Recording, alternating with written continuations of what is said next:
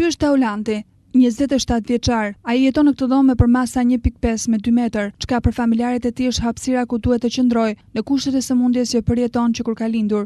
Ai nuk dëgjon, vetë se shikon, nuk shijon asnjë ushqim, vetë se konsumon dhe më keq akoma, për bërë rrezik për bashkëmoshatarët e vet, apo dhe për banorët e fshatit Luftinj në rrethinat e Pelenës. Drama që përjetojnë prindrit e vllajit është mjaft e madhe dhe aq më keq e pambarimt.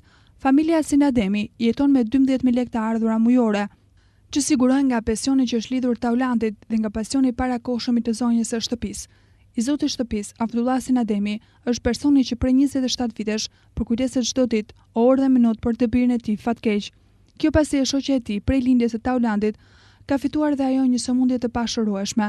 Kalvari i vuajtjeve për këtë familje është i gjatë e pambarim, me ato pak të holla që sigurojnë 4 pjesëtarët e familjes, nuk shtyjnë dot muajin dhe rrjedhimisht banorët e fshatit ndihmojnë dhe me pak ushqime. Kjo edhe nga frika pasi në të kundërt djalit Samur zbret në fshat, çani izolimin e vendosur nga prindit dhe shndrohet në kërcënim real për jetën e banorëve të zonës. Mjaft herë, prindit e Taulantit kanë përdorur metoda të ndryshme rrethanore, duke i lidhur edhe me zënxhir për të rikthyer në izolim birin e tyre. Megjithatë, episodet fatmirësisht nuk janë shoqëruar me pasoja tek banorët.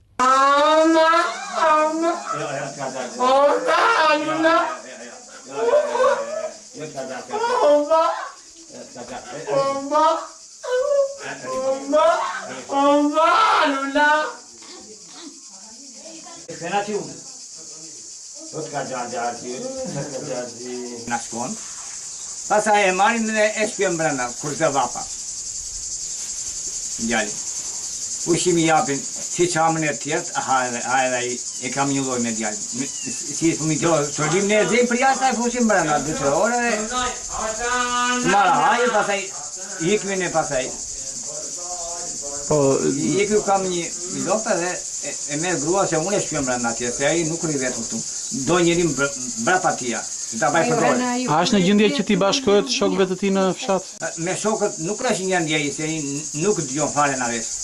Ai po dinte po shokët. Nuk dëgjon ai. I ka rënë lotë fëmijë ku ka qenë i vogël. Nuk e dim ne. Po doktori tha pa unë se di. Edhe ai ashtu ka lindur një sëmundje. Edhe pas atij jam bërë edhe unë. Ja, nuk është në se na një merron dynja. Ai po ta nxjesh ai merron dynja. Gjithë të ti ku vetë zeri, gjithë zor. Të hënë. Ai sorri o të man.